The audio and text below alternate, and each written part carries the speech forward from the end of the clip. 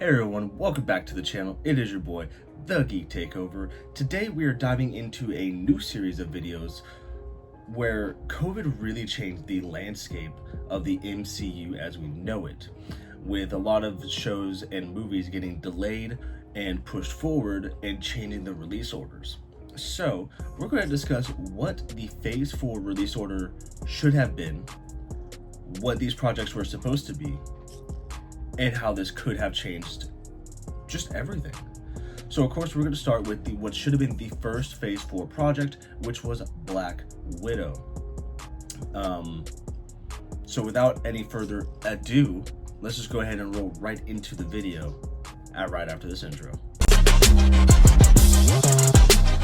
So originally, Black Widow was supposed to release in May 2020, giving her the summer box office movie that Scarlett rightfully deserved. But because of COVID, it got pushed all the way to July 2021. Now, that delay may not sound like a big deal nowadays, where we like to give movies time to breathe and have time for visual effects so that way they don't feel rushed and they can get the time that they deserve. And yes, July was still technically summer, but a lot of the May summer box office hits come out in May, so that way they can get that early box office high. Now, in addition to this, it completely changed Marvel's release order for Phase 4. Because of that shift, Black Widow was supposed to be the first project in Phase 4, when in reality, I do believe it was the third or fourth. It was the first movie. But that means a lot of what was meant to set up future storylines came out before some of those storylines even existed, which leads us directly into our next point. One of the biggest changes was Valentina Allegra de Fontaine. It's De Fontaine. You forgot the de. Her debut was supposed to be originally in Black Widow, and I believe it was the post-credit scene recruiting Yelena. But because of the delays, her appearance had to be shuffled around, meaning audiences met her in the Disney Plus show, The Falcon and Winter Soldier, if they subscribed and watched the show versus going to the movies, which obviously during COVID, this is when streaming services really hit off, so a majority of people did subscribe and watched it, but it doesn't have that same feel when you see it on your TV versus in a movie.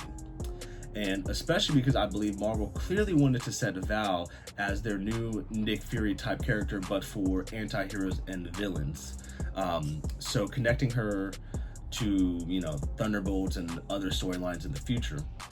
So having her introduced in a show versus a movie first, that can kind of change not change a lot, but just it changes how you meet her and you understand her and who she is. So it makes sense that they want to have her first big moment on a silver screen. And let's see. And they probably really wanted to show her recruiting one of the biggest characters in Phase 4, Yelena Belova, played by Florence Pugh. Hi. COVID didn't really just mess up the timeline, it also changed how Black Widow was also released theatrically. It was Marvel's first and only hybrid release, meaning it was in theaters and on Disney Plus at the same time, and you just had to order it. I believe it was $30 because I remember I ordered it. And Disney made that call due to a couple reasons. They were mainly worried about the box office numbers during the lockdowns and the pandemic. They didn't want to take a massive hit, and also for the safety of people's health, because again, this is in the height of COVID. Now, that decision led to a huge lawsuit from Scarlett Johansson and her team. Her contract guaranteed an exclusive theatrical release, so when that didn't happen, Scarlett sued Disney and it got messy. This raised questions like, would she ever return to play Natasha again in the Avengers movies? Would she still be a producer on Disney's Tower of Terror project that was rumored? The whole thing caused a lot of behind-the-scenes tension for Marvel Studios, which we will never really know the full extent, but what we do know is that they did make up. Scarlett was technically listed as a producer for Thunderbolts, but she claims that she was never on set, so she did ask them to remove her name from that. And she's also still attached to the Tower of Terror movie. We'll see how that goes. Now, putting all that aside, let's talk about how the movie was as a whole, and would this have been better if this came out first? Now, the movie itself, I don't mind Black Widow. It's not the best, it's not the worst. It had a really good premise. It had an amazing title card sequence, which you would have seen earlier in the video when I played it. It's a good spy thriller up until the last act. The last act is really where it took me out. I didn't really care for the whole red room in the sky. It just wasn't for me. But it did introduce us to two new MCU members. Again, I mentioned Yelena Belova, played by Florence Pugh, David Harbour as Red Guardian, who was such a comedic relief and grew to be a heart of the MCU. So glad that he's in Thunderbolts, so glad that he's in Doomsday. Let's just hope they don't kill him, like he may die as Hopper in Stranger Things. Fingers crossed for Red Guardian. But yeah, I mean, the movie definitely also stumbled in other areas like Taskmaster. I know a lot of people were very disappointed by that. In truth, Taskmaster being a ghost from Natasha's past is good. Like, it's not a bad idea. But I do think it definitely put a sour taste in people's mouth because Taskmaster was lame in the movie, and people really wanted Anthony Masters to play, obviously, Taskmaster, because that's, who they are, and rightfully so. Especially a certain cast member who I don't know if I'm going to say his name right or not, but IMDb has him listed as O.T. Fagbenell, who I believe he thought he was cast as Taskmaster, not as an ex-SHIELD agent turned Natasha's friend. From my understanding, I believe he was very upset by this, and it ruined the relationship with whatever relationship he could have had with Marvel. If I remember correctly, I could be wrong. And then also the long teased Budapest reveal that they've been talking about since the first Avengers in 2012, honestly was just lame. It was a letdown. It didn't satisfy my thirst. It didn't satisfy my quench. It was boring. It was stupid.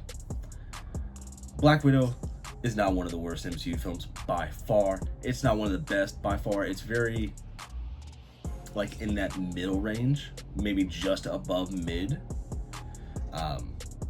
Again, I talked about the final act. It struggled to stick the landing. It had one specific scene that I'm going to put in here that had a terrible visual effect and terrible green screen effect. Like, this came out in 2021. We should not be able to tell when you're on a green screen unless you're like in space, when clearly you cannot be in space. So yeah, between the delays, the reshuffled storylines, and the behind the scenes chaos, Black Widow definitely suffered from a bad timing but not from bad filmmaking. So what do you guys think, truth be told? Would it have been a stronger movie without the pandemic delays? I say yes, especially because it would have been following that Avengers Endgame hype train, just like Spider-Man Far From Home did. So I believe it would have been a successful movie. I think it could have easily been $1 billion movie, if we took COVID out of the way and if the theaters didn't raise their prices. Yes, I do believe it would have been $1 billion movie. But go ahead and drop your thoughts in the comments. Let me know what you guys think of Black Widow just in general. Let me know what you would have thought if Black Widow came out first as the beginning of Phase 4. And just let me know what you guys think. And if you did enjoy this video, please make sure to drop a like. Don't forget to share with your friends and subscribe for more content. The next Marvel movie that we will be talking about that suffered from COVID will be the Eternals project, because that would have been the next movie in Phase 4. We're going to discuss the movies first and then the TV shows, just so you guys know the order. But until next time, this has been the Geek Takeover. I'm signing out, and I'll catch you guys in the next video. Stop production.